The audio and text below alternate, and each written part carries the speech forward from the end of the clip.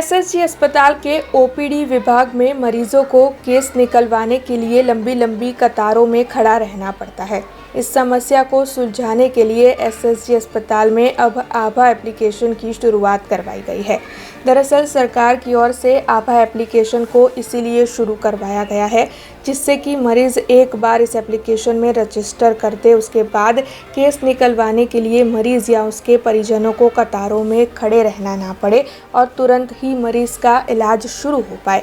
इस मामले के मद्देनज़र आज एसएसजी अस्पताल में भी आभा एप्लीकेशन की शुरुआत करवाई गई है, जिसे लेकर एसएसजी अस्पताल के आरएमओ डॉक्टर देवर्षि हिलैया ने ज़्यादा जानकारी दी है। एसएसजी होस्पिटल में ओपीडी विभाग में जो केस बारी पर केस काढवानी लाइन पड़े छे ए लाइन ओછી થાય એવા આશય સાથે ભારત સરકાર અને ગુજરાત સરકારની ગાઈડલાઇન્સ અને આદેશ મુજબ આભા એપ ચાલુ કરવામાં આવ્યું છે। જે આભા એપ છે એ સોફ્ટવેરમાં એક વખત એ રજિસ્ટર થઈ જાય તો પછી એમને કેસ કાઢવામાં સરળતા પડે। આ આભા એપ એ મોબાઈલ એપ છે, એટલે મોબાઈલનો ઉપયોગ કરી અને એમનો વપરાશ થઈ શકશે।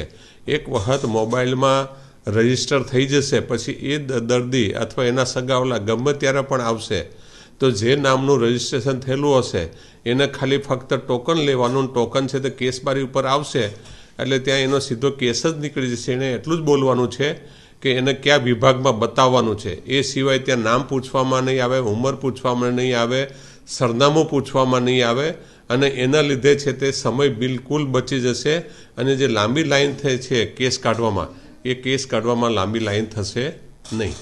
अब खबरों से लगातार अपडेट रहना हुआ आसान। बीआरजी न्यूज आपके मोबाइल स्क्रीन पर।